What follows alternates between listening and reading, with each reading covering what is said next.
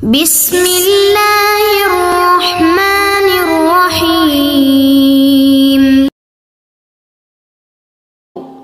Pahala dan kebaikan yang Allah Subhanahu wa taala berikan, pahala dan balasan yang Allah berikan bagi penderita kusta di dunia, nanti di akhiratnya.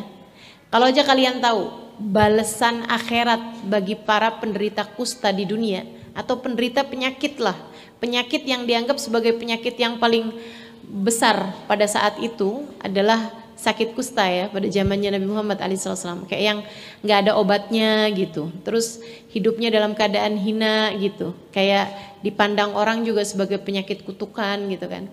Tapi kata Allah, kata Nabi Muhammad SAW, kalau aja kalian tahu yang Allah kasih nanti di akhiratnya kepada penderita kusta, kalian akan berharap andai waktu hidup di dunia saya berpenyakit kusta.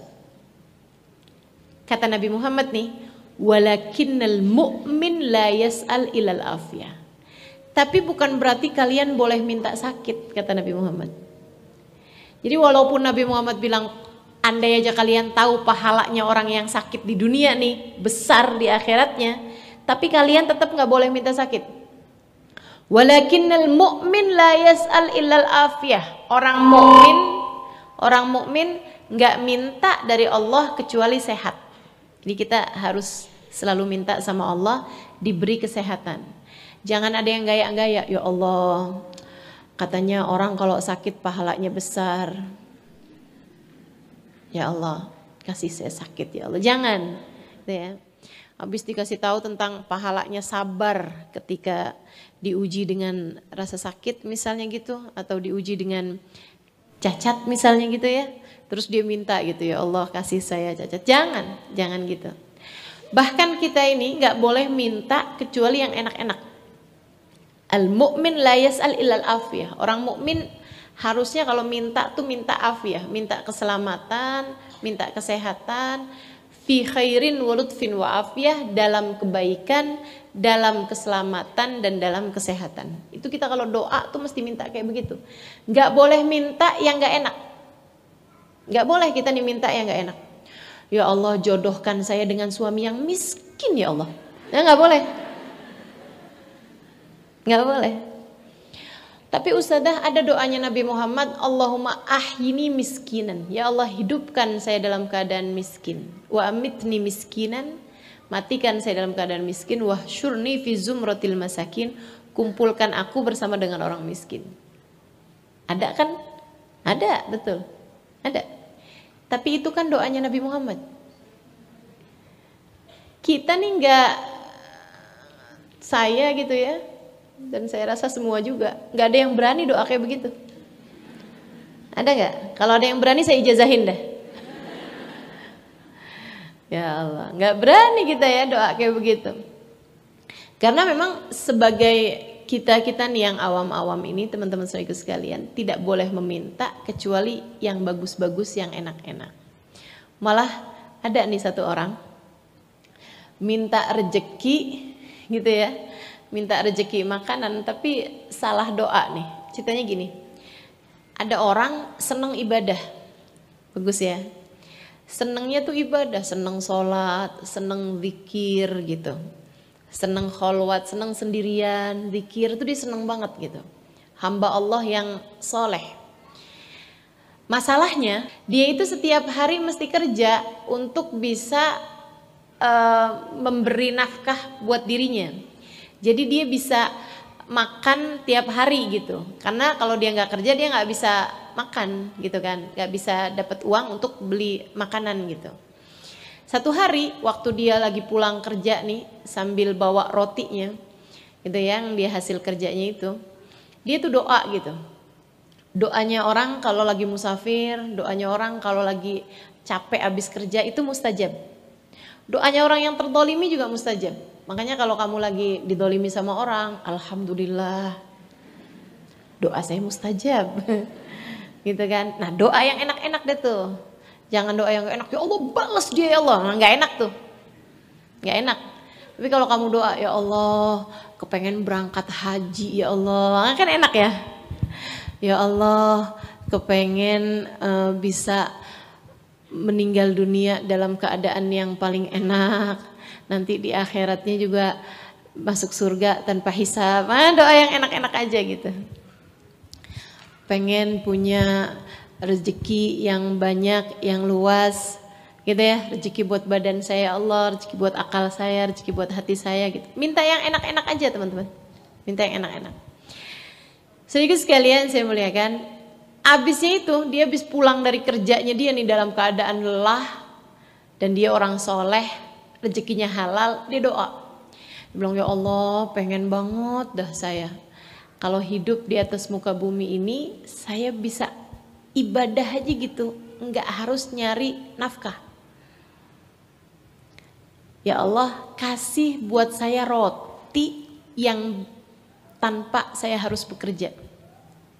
Kasih saya roti tanpa saya harus bekerja, sehingga saya ya Allah bisa terus-terusan ibadah kepadamu, nggak pakai mencari nafkah lagi.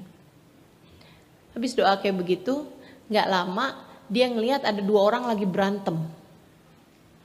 Dia berusaha melerai, nggak ada siapa-siapa, cuma 2 orang aja itu berantem. Dia berusaha melerai, jadi orang ketiganya nih. Salah satu di antara mereka ngambil belati. Akhirnya kemudian ditusukkan kepada yang lainnya sampai yang satu itu mati. Yang satu tuh jatuh gitu terkapar, abis itu dia kabur. Dia lemparkan si pisaunya itu. Si orang ini nih dalam keadaan panik dia ambil tuh pisau, dia bilang, "Hah, kenapa nih orang?" Lagi dalam posisi kayak begitu, datang orang yang cari tahu, "Wah, kenapa nih? Apa kejadiannya?" gitu kan. Ada orang mati, ada 1 orang lagi pegang pisau. Dia pun masuk penjara, dituduh sebagai pembunuh orang tersebut. Dan dia di penjara dikasih setiap harinya roti. Pagi, siang, malam dikasih roti gitu kan. Tanpa dia harus kerja. Tapi harus masuk penjara. Makanya kalau doa tuh mesti yang lengkap ya. Doa kalau urusan dunia tambahkan dengan fi khairin wa lutfin wa afiyah. Fi khairin wa lutfin wa afiyah. Dalam kebaikan, dalam keselamatan dan dalam kesehatan. Nah, itu untuk sesuatu hal yang kamu udah tahu bagusnya. Kalau kamu nggak tahu bagusnya, lebih baik kalau urusan doa-doa nih ya, lebih baik gini aja teman-teman. Kalau urusan dunia ya, doanya ya Allah jika itu baik untukku. Jika itu baik untukku. Tapi kan urusan dunia ini kan kita nggak tahu baik apa nggak baiknya, gitu. Tapi kalau urusan akhirat nggak apa-apa, langsung doa aja, nggak usah jika itu baik untukku. Ya Allah matikan saya dalam keadaan husnul khotimah jika itu baik untukku, nggak usah. Ya Allah masukkan saya ke dalam surgamu jika itu baik untukku, nggak pakai ya. Tapi kalau urusan dunia nih, ya Allah jodohkan saya sama si fulan, belum tentu baik, betul nggak? Buat adik-adik nih, buat ibu-ibu, ya Allah kasih ke mas saya ya Allah besan yang kaya, yang deket, biar anak saya nggak tinggal jauh dari saya, gitu ya. Nah itu tuh kan sesuatu hal yang belum tentu baik. Kita mau nyekolahin anak kemana, belum tentu baik. Jadi nggak usah doa, ya Allah jadikan anak saya diterima di universitas ini. Itu nggak perlu. Menurut saya nggak perlu, gitu ya. Emang menurut yang lain perlu saja. Menurut saya nggak perlu. Kalau kamu merasa itu perlu, gitu ya, saya kasih tahu bahwa itu nggak perlu. Maksa. Kenapa gitu? Karena urusan dunia nih teman-teman saudaraku sekalian, kamu nggak tahu bagus nggak bagusnya. Kamu nggak tahu baik nggak baiknya, nggak tahu kamu. Beberapa hal yang kita kira baik ternyata nggak baik buat kita. Beberapa hal yang kita kayaknya udah pasti dah nggak baik gitu kan, ternyata itu baik buat kita. Jadi nggak usah maksa-maksa, apalagi adik-adik nih ya, lagi jatuh cinta doanya ya Allah jodohkan saya dengannya. Kalau ternyata saya bukan jodoh dia ya Allah, carikan buat saya laki-laki yang seperti dia. Yang mukanya kayak dia, baiknya kayak dia. gitu ya, tingginya kayak dia, senyumnya kayak dia. Ya Allah, daripada repot mending dia aja deh ya Allah. Maksa gitu. Kita nggak tahu tuh yang begituan tuh baik apa enggak buat kita nggak tahu teman-teman, nggak tahu. Makanya kalau doa, kalau urusan-urusan dunia lebih baik tambahkan dengan in kana khairan li, ya Allah jika itu memang baik buat saya gitu. Emang doa harus pakai bahasa Arab? Enggak kan? Enggak ya. Jadi doa aja gitu, pakai bahasamu. Kalau sekali lagi kalau urusan dunia bilang sama Allah, ya Allah jika memang itu baik untukku. Begitu ya. Teman-teman sekalian saya muliakan, kembali kepada topik kita. Badan kita nih punya rezekinya. Rezeki yang tertingginya adalah sehat. Rezeki yang tertinggi bagi badan kita adalah kesehatan. Rezeki yang berikutnya makanan. Begitu kan ya? Rezekinya badan nih kan, pakaian, rezekinya badan nih, tempat tinggal. Begitu. Itu rezeki-rezekinya badan. Nah, yang kayak beginian nih, kamu kalau doa mesti banget minta sama Allah rezeki yang halalan, thayyiban, mubarakan. Jangan asal banyak. Kalau minta sama Allah urusan rezeki jangan asal banyak. Ya Allah kasih saya duit yang banyak ya Allah. Yang sampai saya ngelihat nolnya tuh mesti ngitung gitu kan. Gitu ya. Ya Allah kasih saya harta yang gak bisa-bisa. Jangan asal banyak teman-teman. Harus pakai halalan, thayyiban, mubarakan. Kalau banyaknya itu terserah kamu.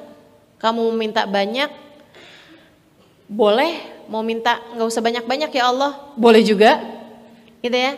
Tapi saran saya mintalah cukup, karena rezeki itu kadang-kadang ada yang dikasih banyak tapi nggak cukup, ada juga yang dikasih nggak banyak-banyak tapi cukup. Nabi Muhammad salah satu doanya untuk mendoakan keluarganya, Allahumma ij'al rizqa ala nabi kafafa. Allahumma ij'al rizqa ala Muhammad kafafa. Ya Allah jadikanlah rizkinya keluarganya Muhammad ini, katanya Nabi Muhammad nih, kafafa, yang cukup aja ya Allah. Enggak usah banyak-banyak, enggak usah berlebih-lebihan. Nah, saya kalau ngelihat urusan rezeki nih, urusan rezeki yang uang materi ya, saya ngelihatnya kayak ukuran kaki. Teman-teman sedikit sekalian, rezeki itu kayak ukuran kaki. Kamu gak usah iri sama yang kakinya gede. Ya, kamu kalau kayak ngelihat orang duitnya banyak gitu kan, terus kamu iri, itu sama aja. Kayak orang yang iri ngelihat kakinya orang gede. Ih, enak banget ya kakinya gede. Kayak gitu, kan enggak ya. Teman-teman saya sekalian, rezeki itu kayak ukuran kaki. Nggak usah ngiri sama yang kakinya besar gitu kan. Kamu hanya perlu untuk cari sepatu, cari sendal seukuran kakimu gitu. Jadi kalau rezekimu banyak, ya silahkan pengeluarannya kamu banyakin gak apa-apa. Tapi kalau rezekinya sedikit, ya pengeluaran juga mesti sedikit.